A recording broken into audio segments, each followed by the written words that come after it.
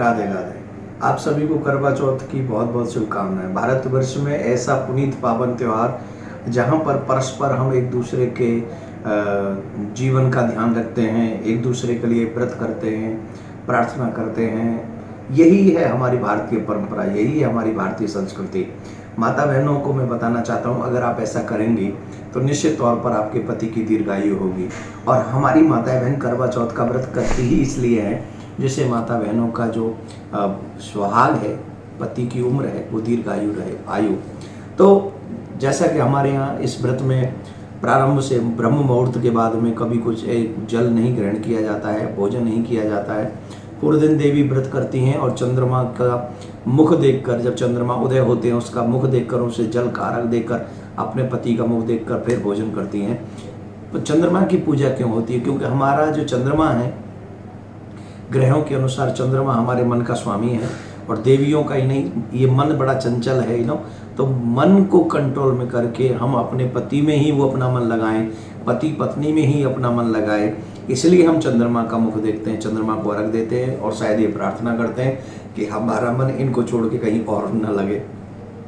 इसलिए भी हम जो है चंद्रमा को अर्घ देते हैं। शास्त्रों के अनुसार हमारे मन का स्वामी चंद्रमा है। दूसरा, माँ पार्वती तप करती हैं और तप करके जब तप करती हैं तो तप के बाद ही हमें बाबा भोलेनाथ माँ पार्वती को मिलते हैं। तो इस दिन माँ पार्वती की और बाबा भोलेनाथ की पूजा करनी चाहिए, क्योंकि सुंदर गृहस्थ आश्रम अगर किसी ने चलाया तो बाबा भोलेनाथ और माँ पार्वती हैं, जिनके पुत्र गणेश और श्री कार्तिकेय जी हैं। गणेश जी की पूजन जरूर करनी चाहिए, जिससे वो हमें ऐसे सद्विचार दें, रिद्धि सिद्धि दें, क्योंकि रिद्धि सिद्धि जब तक नहीं होगी हमारा घर कैसे चलेगा। हमारे घर में कुछ लक्ष्मी भी चाहिए, कुछ रिद्धियाँ सिद्धियाँ भी चाहिए। तो गणेश जी का भी पूजन करें, कार्तिकेय जी का भी पूजन करें, शिव और माँ पार्वती का भी पूजन करें। सावित्री की कथा भी बीच में आती है। सावित्री एक ऐसी भारतीय परंपरा में हमारी देवी रही हैं जिन्होंने अपने पति जो कि मृत हो गए, यमराज से लड़कर ऐसा अनुष्ठान, ऐसा व्रत किया कि जाके सावित्री अपने पति के प्राण ले आई। भारतीय देवियां हमेशा चाहती हैं कि मेरे पति की आयु दीर्घायु रहे। उसमें सबसे बड़ा प्रमाण है सावित्री का कि अपने यमराज से लड़कर अपने पति के प्राण लेकर आई। तो ये व्रत बहुत महत्वपूर्ण है। इनमें कुछ चीज़ों का ध्यान रखें, जैसे क्रोध न करें, जैसे हम लोग थोड़ा सा ऐसा कोई कर्म न करें जिससे हमारे शरीर में कुछ क्रोध या द्वेष या ईर्ष्या की भावना उत्पन्न हो। अपने पति से कम आज के दिन तो आप प्रेम से ही वार्तालाप करें।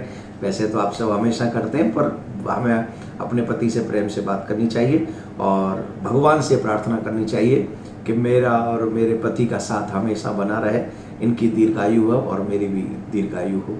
तो ऐसा व्रत अगर आप करेंगी तो निश्चित तौर पर भारतीय परंपरा आगे जाएगी और आपके पति की दीर्घायु होगी। ऐसी प्रार्थना मैं भगवान से, शिव से करता हूँ, माँ पार्वती से करता हूँ, प्रिया कांजू से करता हूँ कि जितनी भी माताएं बहन करवा चौथ का व्रत रख रही हैं, इन सब के पतियों की आयु दीर्घायु हो। हैप्पी करवा चौथ। राधे राधे। बहुत बहुत शुभकामनाएं।